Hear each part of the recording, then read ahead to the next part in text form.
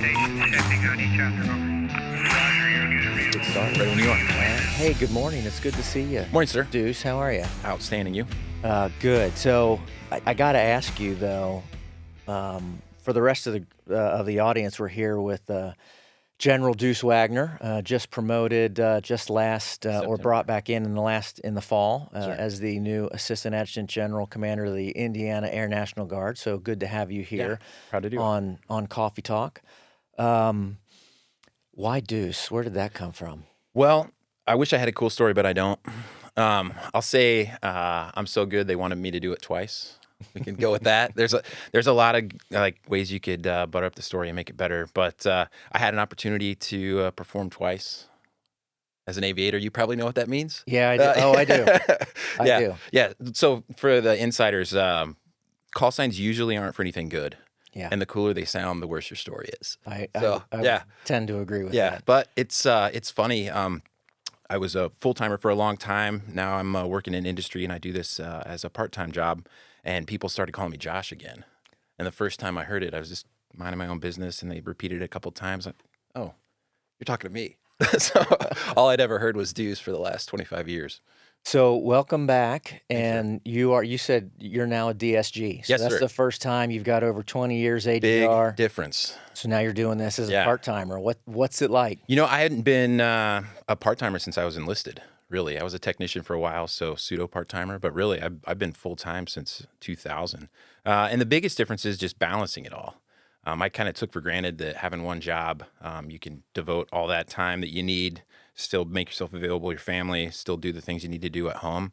But now there's a whole nother ingredient in the mix. So for me, it's just been figuring out how to make the most of the time that I have available to try to keep the folks at home happy, be successful in my military job, and still fulfill the needs of my civilian job. And there's still only 24 hours in a day. So it's balancing it all. And honestly, I've had good folks help me out along the way. Chief Master Sergeant Mike Dixon, who's stepping down this month, will be replaced by John Coughlin. Two guys I've known a long time have given me some of the pointers. I had a good team upstairs. General Stoller kind of paved the way. He did this as a DSG for several years before I showed up. So furiously taking notes, kind of learning their TTPs and getting better at it. But you just have to put in the time, and I think we're going to get to that conversation. Yeah, it takes both the full-time staff in support of the traditional or the DSG. You know, we're nothing without our DSG, Absolutely. But we have to have the full-time staff, and they ensure that we have the continuity and do this job every single day. So it's difficult, and there's a lot on everybody's plate right now. I think, I always want to take an opportunity to remind everyone about what our priorities are.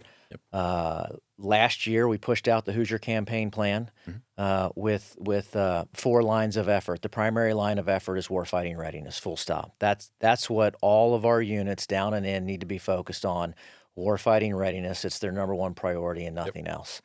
After that, though, really more of headquarters and supporting efforts, we have force structure optimization and modernization. We're going through facilities modernization and updating armories. And then we have our strategic communications efforts. And those are really the 4 things within the Hoosier Campaign Plan. But all of that, at the beginning of that campaign plan, if you've read it, I talk about the strategic environment that we're in.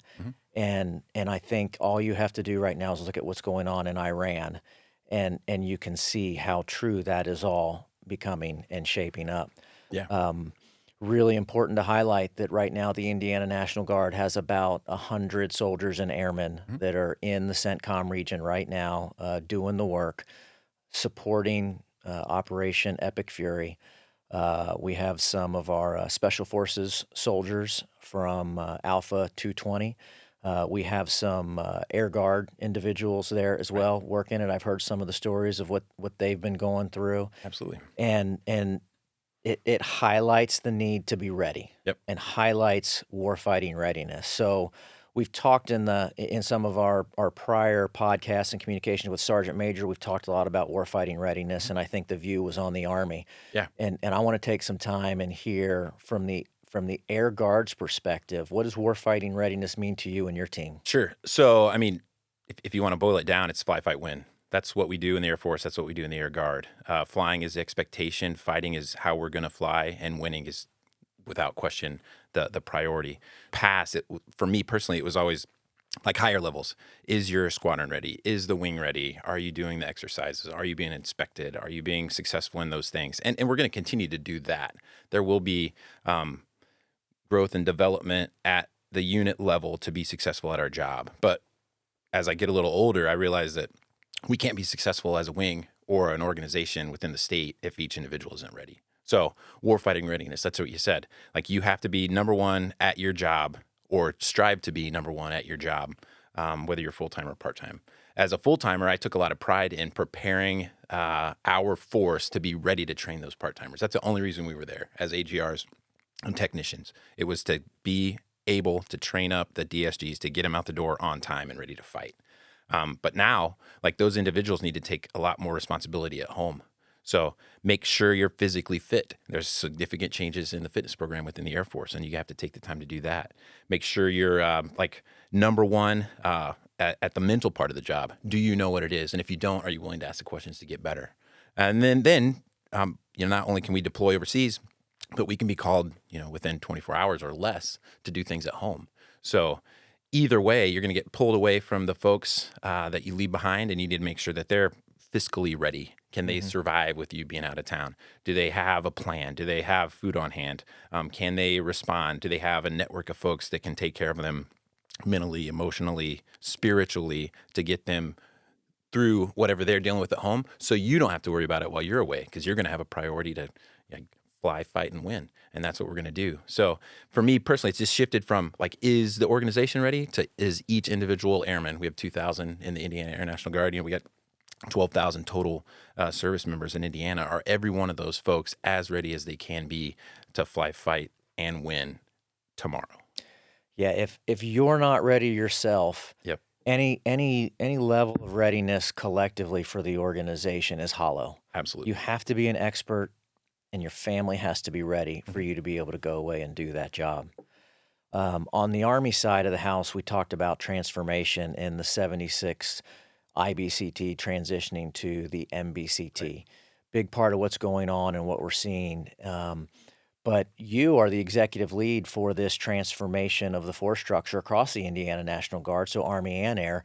But what do we see coming down the road, or what's happening now on the Air Guard side? So yeah, big things. 122nd in Fort Wayne started a conversion from the A-10 to the F-16 in April 2023, and they're rounding that out in April 2026. They're going to be on mission, flying F-16s in support of Homeland Defense on day one, and they're excited for it. Do they have all the equipment they need? No. Are the jets the way they want them to be? No. Do they know exactly what that mission's going to look like? No. Have they done it before? Probably not, but it doesn't matter. They're as ready as they can be, and they're going to hit the ground running when it happens. So we're excited for that. It's been a long time coming, and they're going to continue to progress and get better, but it's trial by fire, and it's going to happen in a couple of short weeks. At the 181st, those guys are in the middle of it. So they are supporting the warfighter 24/7, 365 around the globe. They have folks doing their intel missions that are, no kidding, a critical part of what's happening in the Middle East and what could happen in the Pacific. So they want newer, bigger, better, everything, and they're going to get those things over time, and that's how we're going to continue to contribute to the fight. But they're already doing it today. So for me, it's exciting. I was enlisted at the 181st. I flew at the 181st. Now I've spent the last 15 years at Fort Wayne, and I'm here today. So I got a little flavor for both. I still wear a 113th Fighter Squadron patch underneath my name tag from my days in Terre Haute, and I keep it near and dear because it's literally close to my heart, and I'm doing everything I can to make sure that those folks are ready, willing, able, and capable of getting after the job every day. And I love the acronyms. Yeah, I got an opportunity to go do some Army stuff in the last couple months. Yeah. And as I'm receiving all these briefs, I'm feverishly looking on my phone, scrambling for acronyms, but I think I got them. ICBT, and whatever that's MBCT. Yeah, it's all coming together. Yeah, Army stuff. It's awesome. I went through that when I went to Air War College, and I was trying to figure out what all these Air Force acronyms and things were. So I've been there. Yeah, and thanks for representing us at AGAUS. Happy to. You got a lot going on in the Air Guard, just even beyond what we just talked about.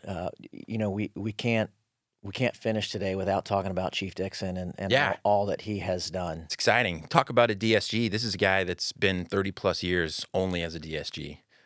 He grew up as a weapons loader. That's a guy that builds and hangs the bombs that we're going to go take and drop on the bad guys. He did that for a long time while having a full-time gig at home, while taking care of Terry and the kids. He's never said no. We've asked him to do more and more. A lot of the things we've asked to do him in the past were usually done by full-timers. But he took it on as a part-time guy and never missed a beat. So we're going to have a tough time recovering from his loss. We're excited for him and what he's got planned and what he's going to do with his future. But we know that John Coughlin is another guy that has a lot of capabilities, also a weapons loader.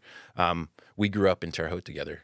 So when I was a new lieutenant, just figuring out what my job was and how to take off and land an F-16 and really employ that thing, he was on the line loading my jet with bombs.